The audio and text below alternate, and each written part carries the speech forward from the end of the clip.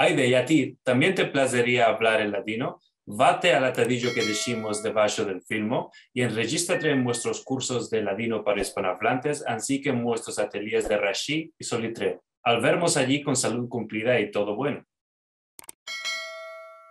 Que Javerim, vengas en buena hora al Ladino 21, el casalico electrónico del Ladino en el siglo XXI. Hoy nos topamos con nuestro caro amigo Nisim Ashkenazi en Kiryat Motzkin. Nisim, venido con bueno, que Javer.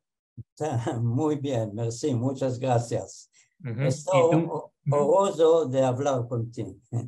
Y yo propio. Merci mucho por estar aquí. Y Dunque te quería demandar en primero de todo, ¿cómo te empezaste el ladino? ¿Cómo llegó el ladino a tu vida? Solo lo que empecé en la chiquez estaba escondido. No empleé la lengua de todo, no con amigos.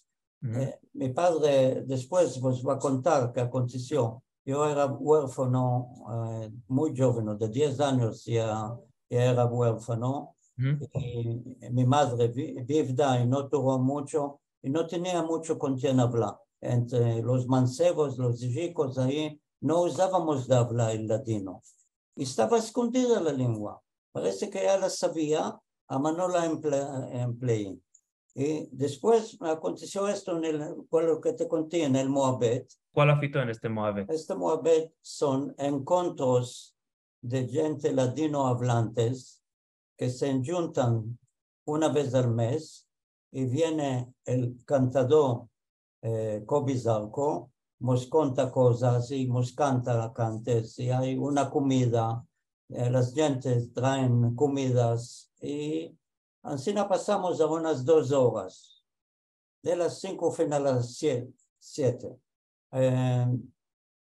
una vez al mes, a Pepre. Y Dunque, ¿cuál aconteció en este Moabet que te hizo reconectar con el latino?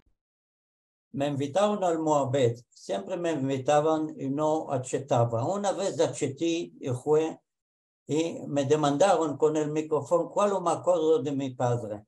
Y me saperó la luenga, como dice, torné en casa que a tarde y empecé a escribir. Escribí en follas llenas y salió que me acuerdo, empezó a salir la lengua que no hablé, arriba de 40 años, no hablé. Y empezó a salir todo. Empecé a estar más activo. Me registré al Ladino Comunidad, meldo cada letra, tengo un tefter, escribo las palabras nuevas.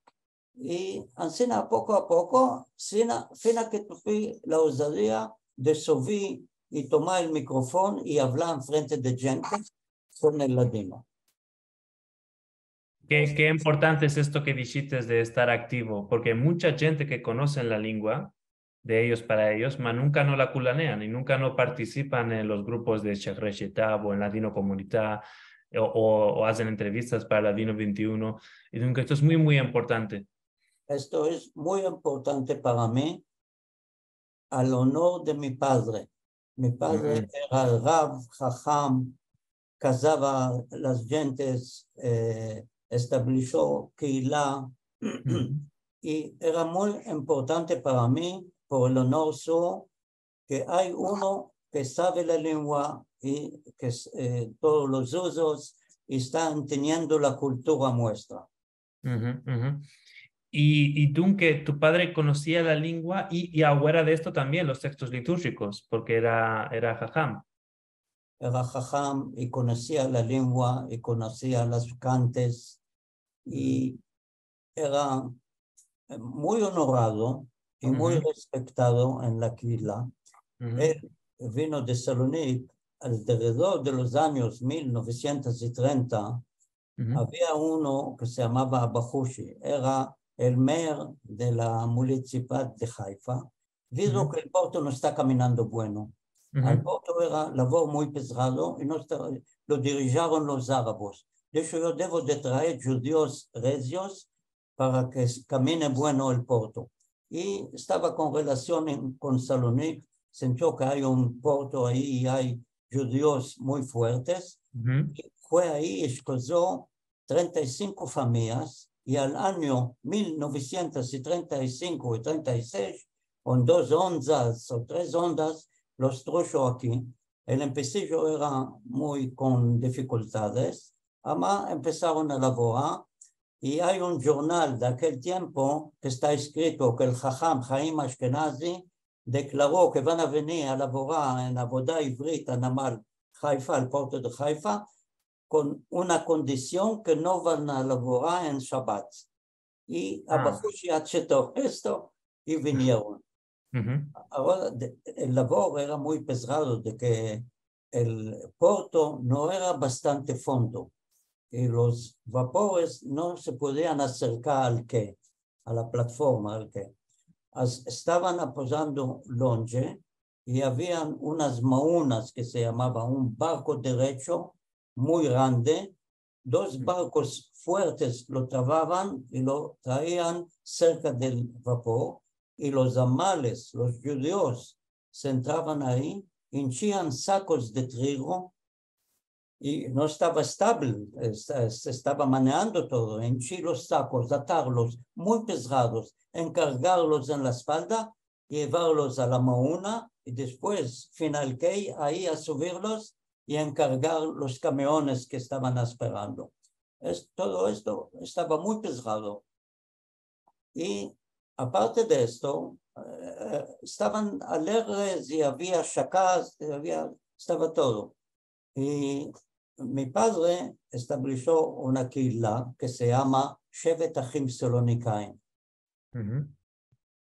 Y ahí hacían las oraciones, y yo como chico miraba a la común que hay ketubas, hay shofar y hay libros de oración, tenía todo. Y él casaba la gente que se querían casar, él hacía, o bar mitzvah, todo esto hacía, y cantaba muy hermoso. Me contan la gente que cuando en las oraciones, cuando estaba cantando, especialmente en Yom Kippur, cuando estaba cantando mi padre, las mujeres que estaban de arriba estaban con lágrimas, y los libros de abajo, las follas estaban amolladas de las lágrimas que caían de abajo. De este modo me contaron. Ajá. ¿Y en esta Keila iban más que todos sefaradim griegos o cualquier modo de sefaradí que moraba en Israel? Lo más, morábamos en un quartier que se llamaba Rehov HaShomer. En este quartier estaban los Selaniklis, que vinieron de la Grecia, de Salonic. Así se salvaron del holocausto. Seguro. Y aquí estaban 2 familias en un apartamento. Había apartamentos de 2 ciudades. Las 2 familias moraban, con una familia en una ciudad, y la cocina en juntos, el balcón en juntos, todo esto. Así estaba. Y después aconteció en 1948, empezaron movimientos, empezó la guerra, y se quería abrir urgentemente un puerto chico que había en Atlit, una ciudad más chica, más longe de Haifa. Y ninguno no se querían ir, que estaban tirando de todas las direcciones. Mi padre dijo, con nombre del Dios, yo voy a abrir el puerto. Y tomaron 2 amigos un taxi y se fueron para abrir el puerto en Atlit. Al camino lo tiraron y tomó 3, le dieron 3 cruchones en la espalda. Estaba paralizado 2 años y después se murió. Yo tenía 10 años. Oh, wow. No alcancé a demandarle cuál la familia en Salonic, quién quedó, quién tuvo, dónde moraba, dónde empezó, cómo se hizo rabino. Porque tenía un hermano, el hermano no sabía ni Meldá ni nada, solo a la cabeza sabía las oraciones. Mi padre estaba muy estudiado, tenía libros. Y esta historia nunca no la conociste, nunca no te entrevistaste. No sabía y no demandé, era chico, no demandé nada. Detrás que se murió y me hice mancebo, empecé a pensar, no demandé nada, no sabemos nada de esto. Y así, poco a poco nos resentimos. Te puedo contar el aire de la Calella, como estábamos. Todos ¿Seguro? eran Selaniklis, todos que vinieron de la Grecia y todos a la Quilá. Y cuando entraba mi padre, todos se metían en pies, le daban muy honor. Todo esto pasó. Como criatura, en la Calella era el campo de churros. Veníamos de la escuela, tomábamos una bolsa de pan, quitábamos la mira, hinchíamos fijón y nos íbamos abajo a jugar. Jugábamos chilicas, jugábamos pilota, bicicletas que alquilábamos, todo era. Había un carpuzero, le tomábamos la agua, bebíamos. Y así todo. ¿Y todos estos amigos hablaban en ladino? ¿Hablabas en ladino o en híbrido? Sabían ladino y no hablaban. Todo la lengua entre nosotros era en hebreo. Más sabían No, hablarlo, mas no lo culaneaban. no hablemos. A veces una chacao, alguna cosa, palabra o dos, hablar no. Así ahí los mancebos hacían teatro de la Calella. Se encontraban, querían ganar unos cuantos roches, hacían como una tenta y con cosas cómicas, pantalones anchos, blusas remandadas y con chacas, así, ¿no? Y todos los chicos nos sentábamos y nos pichábamos de la risa, estábamos muy contentos.